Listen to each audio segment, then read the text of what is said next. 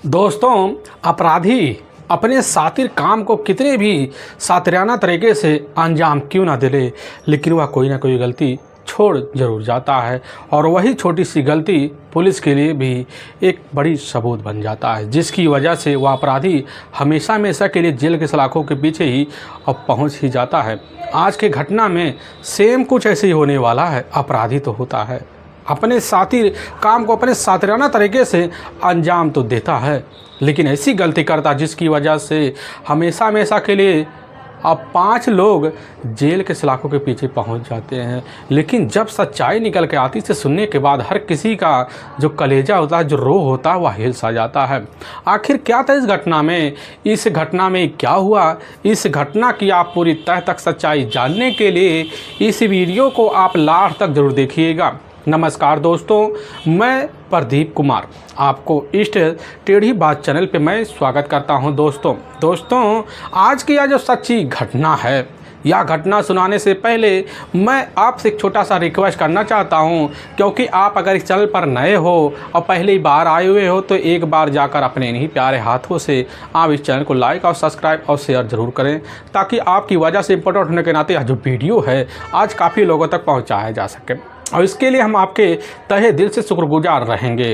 दोस्तों आज की यह जो सच्ची घटना है, यह घटना है ठीक उत्तर प्रदेश और उसी की राजधानी पड़ती है लखनऊ, और ठीक उसी में ही एक विभूति खंड जाना माना थाना पड़ता है। और मैं बात कर रहा हूँ ठीक अब 4 अक्टूबर का ही सुबह का टाइम होता है, तो विभूति खंड जो थाना होता है ठीक उसी के ही साइड में एक रेलवे लाइन गुजरती है और ठीक उसी के ही बगल एक तालाब होता है। तो सुबह के टाइम में जो व्यक्ति होते हैं मौके पर उस इलाके के, अब वह दिशा मैदान के लिए रेल का पटरी का सहारा लेते हैं और निकल जाते हैं। तो रेल का पटरी का सहारा लेने के बाद अब पानी को मौके पर देखने के लिए जैसे ही अब बगल में एक तालाब होता वहाँ जाते हैं, पहुंचते हैं, जो नज़ारा वहाँ जलकुंभी के पास देखते हैं, तुरंत वह हिल सा जाते, क्योंकि उसी जलकुंभी के पास एक व्यक्ति का डेड बॉडी पूरी तरह से खून से लथपथ अवस्था में अब पड़ा होता है। उसी वक्त वह व्यक्ति चीख पड़ते हैं। अब इसकी जो सूचना होता है अपने पूरे विभूति खंड इलाके में फैला देते हैं, लोग वहाँ इकट्ठा हो जाते हैं, और तभी इसी बीच इसकी जो सूचना होता है दे दिया जाता है, और तभी वहाँ के थाना प्रभारी देवेंद्र दुबे जैसी खबर पाते हैं, इसकी जो सूचना होता है अपने से बड़े अधिकारी और साथ में फोरेंसिक टीम को भेजवा देते हैं। बड़े अधिकारी खबर पाते हैं और तुरंत जो होता है अपने दलबल टीम को लेते हैं। दूसरी तरफ थाना प्रभारी अब इधर देवेंद्र दुबे खबर पाते हैं, तो वह भी दलबल टीम को लेते हैं और ठीक वही तालाब के ही पास पहुंच जाते। देखते कि साइड में एक व्यक्ति पूरी तरह से खून से लथपथ अवस्था में पड़ा हुआ है, जिसकी उम्र लगभग अब इधर 43 से 45 साल के आसपास होता है। लेकिन बगल में एक महिला पड़ी होती है जो दहाड़े मार कक्षी चिल्ला पड़ती है। पुलिस की जो टीम होती है वहाँ अपने हिसाब से घटना के विचार करते पता चलता है कि उस महिला का जो नाम होता है अब सत्यरूपा दुबे, और बगल में उसका अपना पति जो मृत अवस्था में पड़ा होता है, जिसका नाम संतोष साहू होता है, जिसकी उम्र लगभग अब 45 साल के आसपास ही होता है, जो ठीक इसी भरवा मोहल्ले की रहने वाली होती है। और यह बात वहाँ की पुलिस टीम को भी पता लग जाता है कि आखिर इस मृत व्यक्ति का नाम है संतोष साहू है।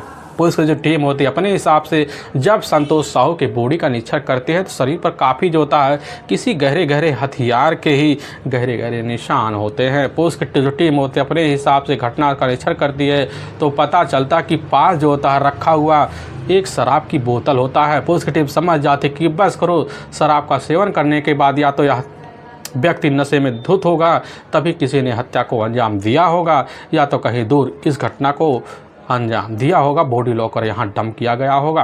पुलिस की जो टीम होती अपने हिसाब से अब इधर जैसी सत्यरूपा के पास जाती है, जाने के बाद वहाँ सत्यरूपा से पूछताछ शुरू कर देती है। अब सत्यरूपा पुलिस के सामने यही कहने लग जाती कि साहब हमारे जो अपने पति है अब कल शाम के टाइम हमारे बेटे राजेश को लेते हैं, कहने लग जाती कि बेटा चलो बाज़ार चले, आज हम मछली लाया जाए। और यही बात कहकर अपने बेटे राजेश को साहब हमारे घर से निकल जाते हैं और एक थैला लेते हैं।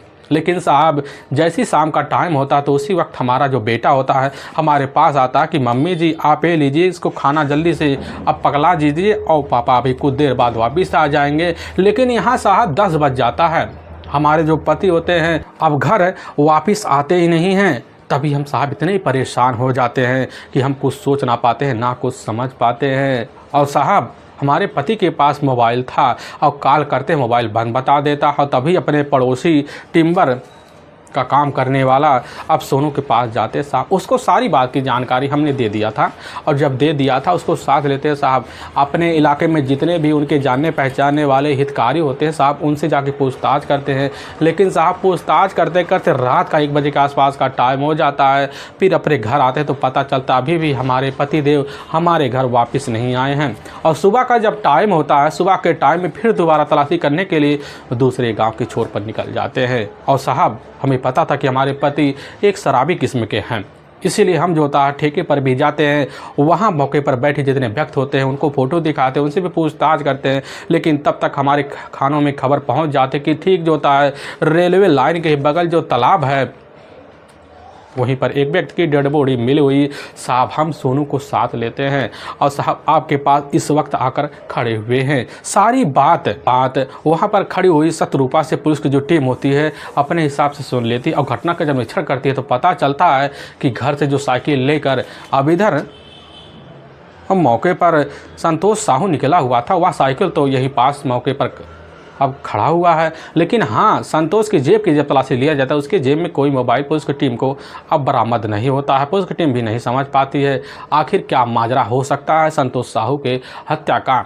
और वहीं पर अब सत्यरूपा जो होती है पुलिस के सामने कहने लग जाती कि साहब हमारे पति जो होते हैं मौके पर बड़े बड़े राहगीरों के काम, राजमिस्त्री का काम करते हैं, उनके पास काफ़ी सारे पैसे होते हैं। लेकिन शाम को साहब होता कुछ ऐसा ही है, हमारे ही इलाके के रहने वाले एक डॉक्टर हैं, उन्हीं के यहाँ मौके पर अब राजमिस्त्री का काम करने के लिए हर वक्त जाते हैं। लेकिन कल जो होता शाम के टाइम हमारे पास काफ़ी सारे पैसे लेकर पहुँचते हैं, उसमें से कुछ पैसे हमारे हाथों में रख देते हैं, बाकी पैसे अपने जेब में रख लेते हैं। फिर साहब वही पैसे लेकर वह जेब में निकले हुए थे। हमें शंका हो रहा है कि हो सकता उसी पैसे की वजह से किसी शराबी ने हमारे पति की बेरहम तरीके से यहीं पर हत्या कर दिया गया या कर दिया हो। यही बात है पुलिस की जो टीम होती है सुनने के बाद बॉडी का वही पंचनामा भरती है और उठाकर अपने ही जो नज़दीकी अब सरकारी अस्पताल होता है उसी में पोस्टमार्टम के लिए भेजवा देती है। अब इधर पुलिस की जो टीम होती है अब उसी घटनास्थल पर ही सत्यरूपा के ही तहरीर पर अज्ञात हत्यारे के विरुद्ध धारा 302 और 201 के तहत जो होता है मुकदमा दर्ज कर लेती है और थाने लौटाती है। और थाने लौटाने पुलिस की जो टीम होती है उसी वक्त अब एक्शन में आ जाती है, क्योंकि जो मामला होता है इलाके का होता है। और इलाके के होने की वजह से पुलिस की टीम समझ जाती है कि मामला आगे चलकर काफ़ी भारी पड़ सकता है। इसीलिए पुलिस की जो टीम होती है अब संतोष साहू के मोबाइल नंबर को कैसे न तैसे कर घटनास्थल पर निरीक्षण करने के बाद जाती है, घर पहुंचती है संतोष साहू के। वहां उसके पत्नी से कुछ पूछताछ किया जाता है और मोबाइल नंबर पुलिस की जो टीम होती है ले लेती है और लेकर उस मोबाइल नंबर का पूरा CDR डिटेल भी निकलवा लेती है। और जब CDR डिटेल निकल के पुलिस के सामने आ पाता है तो उससे पता चल जाता पुलिस की जो टीम होती है जानकारी और अहम ले लेती है कि ठीक 3 अक्टूबर यानी कि घटना वाली रात को ही संतोष साहू जो होता है अपने ही मोबाइल के द्वारा मौके पर 3 व्यक्तियों से बात किया गया होता है। जब उन व्यक्तियों के बारे में पुलिस की टीम नंबर की पड़ताल के तहत जानकारी लेती है, पता चलता है एक नंबर जो होता है इसी कस्बे के ही जो गुडब्बा थाने हैं उसी थाने का ही आदिल नगर पड़ता है। वहीं आदिल नगर का ही रहने वाला लक्ष्मण साहू का मोबाइल जो होता है मौके पर अब इधर संतोष के मोबाइल पर जाकर कार के तहत एक्टिवेट होता है। उस टाइम समझ जाते कि सारा माजरा जो होता है अब लक्ष्मण के ही अंदर कुछ ना कुछ छिपा हुआ है। लेकिन पुलिस की जो टीम होती है अब इधर जब लक्ष्मण के बारे में जानकारी लेती है तो पता चलता है कि लक्ष्मण भी अब राजमिस्त्री है, यानी कि इधर संतोष साहू भी राजमिस्त्री है, दोनों अब यानी कि गहरे दोस्त हैं। लेकिन पुलिस की टीम मुखबिर को अलर्ट कर लेती है कि पता करो लक्ष्मण और संतोष के बीच जो होता कैसा रिश्ता है। मुखबिर लग जाते हैं। अब लगने के बाद जो होता है इधर भरपौर मोहल्ले में जाते हैं और वहाँ काफ़ी लोगों से पूछताछ भी करते हैं। पूछताछ करने के बाद पुलिस के सामने काफ़ी चौंकाने वाला रहस्य निकल के आ जाता है। पता चलता है कि संतोष की गैर मौजूदगी में लक्ष्मण साहू का जो होता है संतोष के घर काफ़ी आना जाना होता है। और उसकी जो पत्नी होती है सत्यरूपा, नाम से रूपा नहीं होती बल्कि खूबसूरती भी उसके अंदर रूपा समाई होती है। पुलिस की टीम समझ जाती कि सारा माजरा अब ना अवैध संबंध का है, इसीलिए हमें अब टाइम तो लगाना ही नहीं चाहिए। इसीलिए पुलिस की जो टीम होती है अब ठीक अपने हिसाब से 7 अक्टूबर को ही अब जाति सबसे पहले सतरूपा को कस्टडी में लेती है और दूसरी तरफ लक्ष्मण साहू को जाकर आदिल नगर इलाके से उसके घर से ही कस्टडी में लेती है। दोनों को थाने ले जाती है और दोनों को पहले अलग अलग बैठाया जाता है। और जब अलग अलग बैठाया जाता है तो लक्ष्मण के सामने जो होता है साहू का मोबाइल नंबर का पूरा सीरियल डिटेल निकाल के अब रख दिया जाता है। तो लक्ष्मण साहू जैसे ही संतोष साहू के मोबाइल नंबर का सीरियल डिटेल देखता है तो उसमें अपना नंबर बार बार पाता हुआ भी शाम के टाइम लगभग 6 बजे के आसपास तो चौक से जाता है। पुलिस की टीम उसके ऊपर इशारा मारती है कि अगर तुमने हमारे सामने झूठ बोलने की तनिक भी कोशिश की तो समझ लो सामने पड़ा या तुम्हें कुछ दिख रहा है तुम्हारे ऊपर पड़ेगा, फिर तुम्हें अपने आराम से ज़िंदगी जीना यहीं पर बैठकर।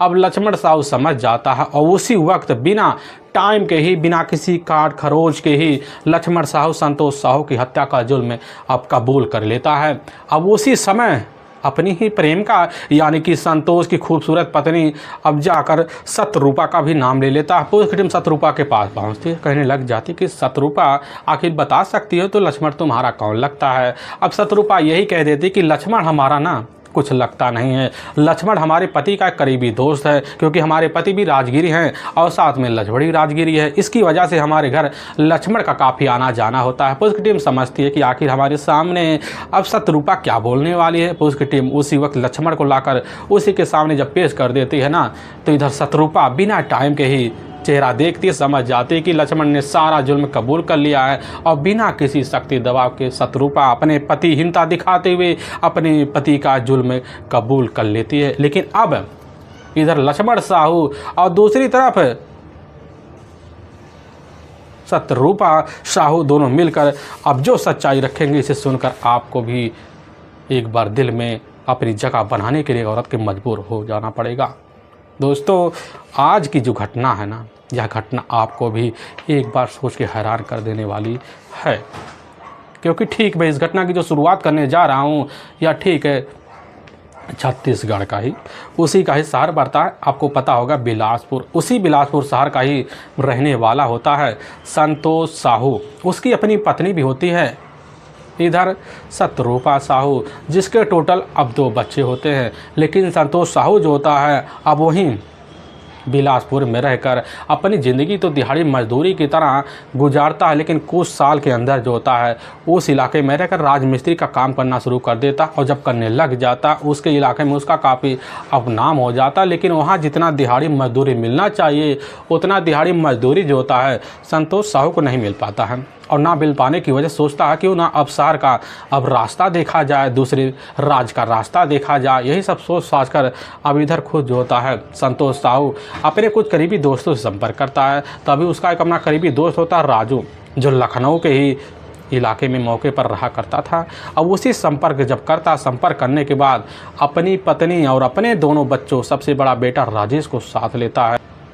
उत्तर प्रदेश की जो राजधानी है लखनऊ विभूति खंड पड़ता है और उसी में ही भरवारा इलाका पड़ता है। वहीं में आकर और मौके पर संतोष अपनी पत्नी सतरूपा और साथ में दोनों बच्चों को लेकर ताव तरीके से गिरा कर मकान लेकर रहना शुरू कर देता और जब रहने लग जाता उसके दोस्तों की मदद से उसको अब राजगिरी का काम मिल जाता है। अब सुबह के टाइम निकलता है तो इलाके में जाता, बड़े बड़े घरानों में काम करता और शाम को जब लौटता तो पैसे लेकर अपने हिसाब से घर ही लौटता और इधर अपनी पत्नी की सेवा पानी में कोई कसर भी नहीं छोड़ता। खूबसूरत तरीके से संतोष का सतरूपा के साथ ज़िंदगी तो बीतता है और बीते बीते ऐसे कई महीनों का वक्त बीत जाता है।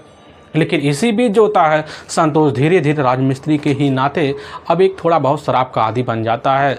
आदी बनने की वजह से उसकी जो दोस्ती होती है काफ़ी आम लोगों से हो जाती, अपने इलाकों के लोगों से हो जाती। तभी उसका मुलाकात जो होता है जाकर ठीक अपने ही इलाके यानी कि ठीक छत्तीसगढ़ जो राज्य पड़ता है उसी राज्य का ही एक कमरधा जिला पड़ता है और उसी ज़िले में ही पिपरी धारा एक गाँव पड़ता है। उसी गांव का रहने वाला अब लक्ष्मण साहू भी होता है जो मौके पर उसी समय आकर विभूति खंड इलाके में भी वह अपना धाक जमाए हुए अब बैठा होता है।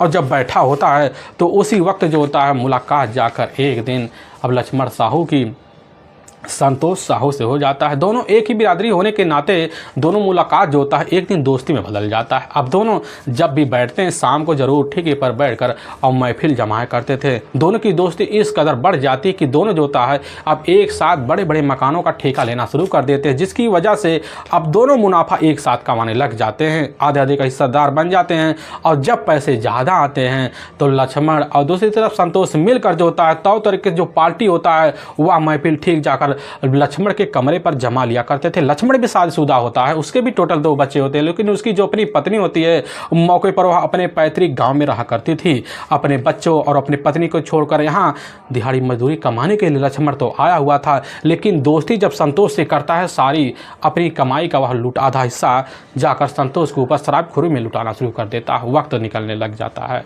लेकिन समय इस तरह बीतता है कि दोनों की ज़िंदगी खूबसूरत लगने लग जाती है। और तभी एक दिन जैसे ही संतोष को एक बड़ी ही बिल्डिंग का ज़बरदस्त ठेका मिल जाता है तो लक्ष्मण को पता लगता करने लग जाता है कि दोस्त अब लग रहा तुम्हारी जो किस्मत है धड़ से बदलने वाली है, लेकिन इस किस्मत के बदलने के वास्ते हमें एक बड़ी ही पार्टी चाहिए। संतोष कह देता है कि चलो इसी वक्त चलो, ठेके पर चलो, और हम जो होता है अब तुम्हारे कमरे पर नहीं जाएंगे, तुम्हें हमारे कमरे पर चलना पड़ेगा। यह बात लक्ष्मण सुनता करने लग जाता कि देखो दोस्त, एक हफ्ते बाद जो होता ना अब होली आने वाली है और होली में ही तुम्हारे कमरे पर महफिल और जमेगी, और भाभी के हाथ हमें अब खाना भी खाना है, क्योंकि तुम्हारे मुंह से हमने कई बार भाभी की हाथ की तारीफ भी सुनी है, और हम तारीफ को उस दिन खुद करेंगे जिस दिन तुम हमें खाना खिलाओगे। लेकिन संतोष कह देता है कि जब की बात तब देखी जाएगी, इस वक्त तो चलो। और इधर संतोष लक्ष्मण को अपने बातों में कैसे ना तैसे कर ले लेता है, और लक्ष्मण जो होता कतई जाने को तैयार नहीं होता है। वह तो कहता है कि होली आने दो तब जाएंगे, लेकिन संतोष जो होता है दोस्ती के नाते, प्रेम विश्वास के नाते लक्ष्मण को अपनी बातों में लेता है और लेकर अपने ही घर पहुंच जाता है। और लेकिन जैसे ही पहुंचता है, पहुंचने के बाद जो होता अपने हाथ में एक थैला होता है जो बेहतर पकवान का होता है। उस पकवान को उसी समय पकवाने के लिए अपनी पत्नी अब चंद्ररूपा को आवाज़ लगाता है। अरे कहने लग जाता कि शत्रुपा, अरे बाहर निकलो, आज हम तुम्हारे सामने अपने दोस्त से मुलाकात करवाने वाले हैं। शत्रुपा उसी समय अब शौक श्रृंगार कर बाहर जब निकलती है तो पहली ही नज़र में जब लक्ष्मण देखता है तो अपने आप को ठगा महसूस करता है। उसी समय मन ही मन ठान लेता कि ऐसी खूबसूरत पत्नी अगर हमें मिल जाए, और मिलेगी क्यों नहीं जब हम ठान लेंगे। और उसी वक्त फैसला लेने के बाद ठान के वहीं सामने खड़ा हो जाता और एक टक लगकर नज़र इधर लक्ष्मण जो होता है अब शत्रुपा पर गड़ाई बैठ जाता है। लेकिन इधर संतोष करने लग जाता कि जल्दी से लो पकवान बनाओ, और इधर लेती है रूपा और पकवान बनाने में लग जाती है। और दूसरी तरफ चारपाई होता है, उसी चारपाई पर संतोष लक्ष्मण को बैठा लेता है और कुछ बात करना जब शुरू कर देता है तो बातों बातों में जो होता है दोनों पैक बनाने लग जाते हैं कि लक्ष्मण की जो नज़र होती है हर वक्त शत्रुपा पर पड़ी होती है और वह बात करने के लिए पूरी उतावला हो जाता है। लेकिन इधर जब पैक लगना शुरू हो जाता थोड़ी देर बाद जो होता है संतोष नशे में बेसुध रहता है, लेकिन लक्ष्मण को होश रहता है। लेकिन होश में जो होता है सत्य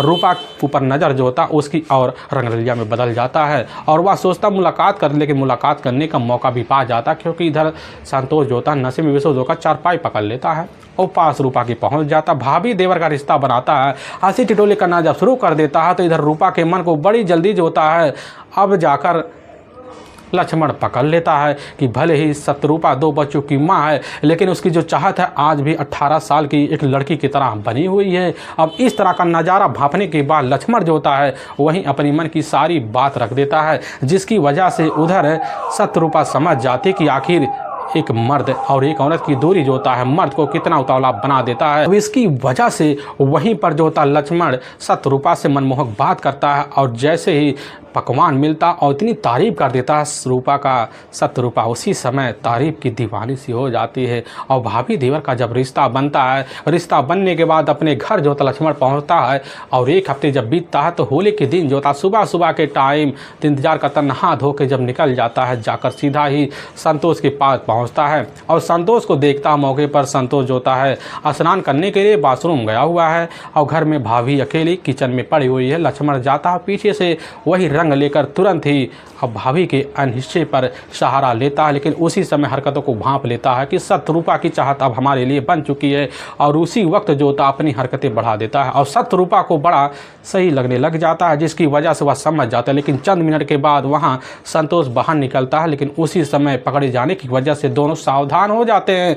अब दूसरे दिन जब मौके की तलाशी में सोचते हैं कि मौका ले, लेकिन उसी समय शाम का टाइम हो जाता है तो दोनों एक साथ पार्टी भी जमाते हैं। जमाने के बाद संतोष को उस समय लक्ष्मण नशे में बेसुध कर देता है और ले जाकर चारपाई पर सुला देता है। और इधर शत्रुपा जो होती है इशारा मारती, लक्ष्मण समझ जाता है और लक्ष्मण को जो होता खुद शत्रुपा कह देती है कि तुम्हें भी लग रहा नशा चढ़ने वाला, इसीलिए तुम यहाँ सो जाओ। और लक्ष्मण इशारा और बात समझ जाता है शत्रुपा की और वहीं जाकर चारपाई डालकर सो जाता है। जैसे रात का 1 बजे के आसपास का टाइम होता है तो देखता है लक्ष्मण शत्रुपा के कमरे की जो लाइट है वह बार बार बुझ रही है और बार बार अब जल रही है। इशारा को इधर लक्ष्मण समझ जाता है और कमरे में जब जाता है देखता है कि दोनों जो बच्चे होते चारपाई पर होते हैं और इधर शत्रुपा जमीन पर एक चटाई बिछाकर वहां पर ऐसी अवस्था में लेटी हुई थी, जिसकी वजह से लक्ष्मण अपने अंदर की भावना को जगाता और उसी वक्त जाता शत्रुपा के करीब पहुंचता। शत्रुपा 1-2 बार इग्नोर तो करती है, लेकिन जब जानती है कि अब मौका अच्छा है तो शत्रुपा उसी वक्त लक्ष्मण के इशारा मार देती है और लक्ष्मण अपने दोस्ती और साथ में दूसरी तरफ शत्रुपा अपने पति धर्म को भूल जाती और दोनों वही रिश्ते को अंजाम दे लेते हैं। और उसी दिन से दोनों के बीच अनैतिक रिश्ता पनपता है। यह रिश्ता जो होता बेधड़क है संतोष की गैर मौजूदगी में चलता है, लेकिन लोगों को यकीन भी होता है कि आखिर संतोष का अपना करीबी जिगरी दोस्त है लक्ष्मण, जिसकी वजह से अब इधर जो होता है संतोष के घर लक्ष्मण का आना जाना है। लोगों को यकीन होता है, लेकिन लोग भी बार बार अपने ही सामने इधर संतोष के घर में लक्ष्मण को आते जाते देखते, शंका उनका और बढ़ जाता है, जिसकी वजह से वह खुद निगरानी में लग जाते। पड़ोसी को पता चल जाता है कि अरे इधर तो संतोष के गैर मौजूदगी में घर में शत्रुपा के साथ तो और खेल खेला जा रहा है, जिसकी वजह से इसका चर्चा पूरे मोहल्ले में हो पड़ता है। और जब मोहल्ले भरवारा में हो जाता है तो लोग तरह तरह की चर्चा करते हैं। इसकी खबर जाकर संतोष साहू को लगता है, लेकिन वह अपने दोस्त और अपनी प्रियवर पत्नी पर यकीन नहीं करता है और वह सच्चाई जानने के लिए पीछे भी पड़ जाता है। तभी एक दिन सच्चाई उसके सामने अपने दोस्त के सहारे आता है तो उसी वक्त अपनी पत्नी के पास जाता है, कहने लग जाता है कि शत्रुपा तुम अपने रूप से हमारे सामने पूरी तरह से एक सच्चाई बतला दो। और वह सुनते कहने बताओ क्या बात है। तभी उसी समय कह देता कि आखिर हमारे घर जो होता है हमारा दोस्त का तुम्हारे साथ क्या काम चल रहा है। शत्रुपा कह देती कि वही जो तुम्हारा चल रहा है, बस दोस्त तक सीमित है। लेकिन हाँ, उधर संतोष कह भी देता खुले शब्दों में और इसकी बात सुनकर उसी समय पूरी तरह से हर्ष सी जाती, कहने लग जाती कि ना, हमारे बीच ऐसा कोई रिश्ता नहीं। बस तुम्हारे कानों में जिसने भी यह खबर डाली है वह खबर इसलिए डालेगी ताकि हमारे और तुम्हारे बीच कड़वाहट आए और हमारा तुम्हारा परिवार पूरी तरह से बिखरे। क्या तुम यही चाहते हो? लेकिन इधर जो होता संतोष के मन में शंका हो जाता, कहने लग जाता कि आज के बाद हमारे घर ना हमारा जो दोस्त है अब लक्ष्मण साहू नहीं आना चाहिए। लेकिन उसी दिन से जो होता है पूरी तरह से अब शत्रुपा सतर्क हो जाती है और जब भी मौका मिलता देखती तो चाहे रात हो चाहे दिन हो फ़ोन कर कर अपने ही कमरे बुलाती, फिर रिश्ते को चोरी छुपे अंजाम देती है। लेकिन इधर शत्रुपा के मन में हमेशा डर समाये बैठ जाए, जिसकी वजह से वह डर को मिटाने के लिए लक्ष्मण से कहने लग जाती कि देखो अब हम तुम्हारे साथ तभी रिश्ते को अंजाम दे सकते हैं जब तुम हमारी ज़िंदगी में हमारे पति जैसे कांटे को हमेशा के लिए हटा पाओगे, ताकि आगे चलकर तुम्हारे ज़िंदगी में जीवन का एक रिश्ता बनकर साथ निभाए। और लक्ष्मण जब यह बात सुनता खूबसूरत भाभी के द्वारा उसकी खुशियों को ठिकाना नहीं रहता और उसी वक्त दोनों मिलकर बड़ा ही खतरनाक फैसला ले लेते हैं हमेशा हमेशा के लिए संतोष साहू की ज़िंदगी को इस दुनिया से भेजने का। और इसी बीच जो होता है लक्ष्मण साहू का ही अपने इलाके के रहने वाले 2 करीबी दोस्त होते हैं और एक पिंटू होता है और दूसरा अजय चौहान होता है। दोनों से मुलाकात जब करता है पिंटू और अजय चौहान से तो लक्ष्मण जो होता मुलाकात करते उनके मन की बात को जान लेता और उन्हें कहता हम तुम्हें 20,000 रुपये दे देंगे और 5,000 रुपये एडवांस दे देता है। और अजय और पिंटू दोनों जो होते हैं लक्ष्मण की बातों में आ जाते हैं। अब आने के बाद जो होता है सीधा का सीधा जाकर अब लक्ष्मण के साथ मिलकर इस घटना को अंजाम देने के लिए अब लग पड़ जाते हैं। अब उसकी जो टीम होती है दूसरे को सच्चाई तो खुलवाती है, तो इधर अब घटनाक्रम के बारे में जो सच्चाई लक्ष्मण रखता है इससे यही पता चलेगा। तभी मैं बात कर रहा हूँ अब ठीक जो होता है इधर जैसे 4 अक्टूबर का ही शाम का अब टाइम होता है। शाम के टाइम में इधर लक्ष्मण और पिंटू और साथ में अजय चौहान तीनों जो होते हैं अब उसी वक्त हनीमैन चौराहे पहुंच जाते हैं। और जब वहां पहुंचते हैं पहुंचने के बाद जो होता है खुद लक्ष्मण अब कॉल कर देता है। अब उधर संतोष के पास करने लग जाता कि दोस्त आज हम तुम्हारे लिए एक अच्छा सा ऑफ़र लाए हैं, क्योंकि हमें एक बड़े बिल्डिंग का ठेका मिल गया है और उसकी हम पार्टी देना चाहते हैं। लेकिन इधर संतोष जो होता है अपने बेटे राकेश के साथ जो होता है अब अपने ही मंडी में खड़ा होता है, मौके पर कुछ पकवान ले रहा होता है और पकवान लेता अपने बेटे को पकड़ा देता, कहने लग जाते कि बेटा घर लेके जाओ, मम्मी से बोलो पकवान तो तरीके से बनाएं, हम कुछ देर बाद वापस आ जाएंगे। और यही बात कहकर अपने बेटे राकेश को घर वापस जो होता है लक्ष्मण घर वापस जो होता है अब इधर संतोष साहू भेज देता है और फ़ोन को जब रिसीव करता है तो बात करना जब शुरू कर देता है, पता चलता कि हमें जो होता है हनुमान चौराहे बुलाएगा और पार्टी के लिए खुशीमय तरीके से अपनी साइकिल लेता है और लेने के बाद चंद मिनट के अंदर जो होता है हनुमान चौराहे पहुंच जाता है। तो वहाँ जो होता है रेलवे लाइन होता है, उसी के बगल जो होता है मौके पर देखता है कि वहाँ पर लक्ष्मण और इधर अजय और पिंटू खड़े हुए होते हैं। दोनों को देखकर वहाँ संतोष पहचान लेता है। अब वहाँ चारों मिलते हैं और वहीं पास जाकर तालाब के साइड में महफिल जमाते हैं।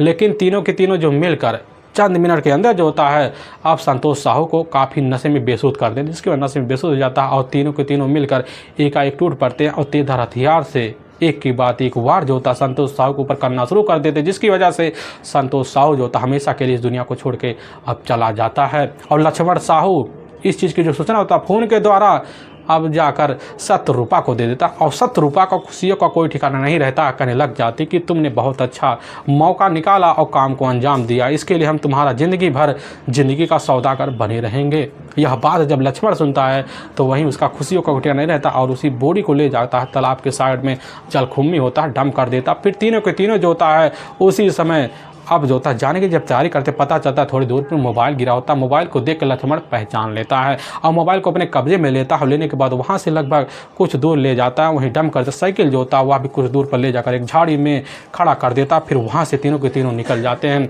लेकिन वाकई में दोस्तों पुलिस के सामने जब यह सच्चाई निकल के आती है, इसे सुनने के बाद उसकी जो टीम होती है सन्नसा अब रह जाती है।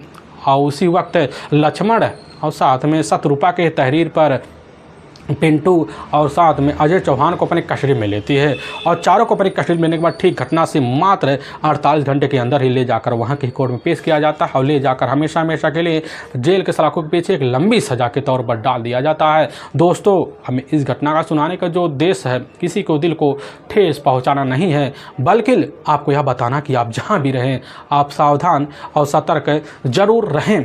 दोस्तों हमारे कुछ ऐसे बीबर हैं जो हमारे वीडियो को अब लगातार वाच कर रहे हैं, जिसमें दीपू कुमार कन्नौजा उत्तर प्रदेश अम्बेडकर नगर के रहने वाले हैं और इधर विपिन सिंह जो मध्य प्रदेश उज्जैन के रहने वाले हैं और राज वर्मा जो उत्तर प्रदेश आजमगढ़ के रहने वाले हैं और साथ में नेहा कुमारी ठाकुर जो उत्तर प्रदेश के आजमगढ़ ज़िले का ही जाना माना बसखारी कस्बा पड़ता है उसी इलाके के रहने वाली है।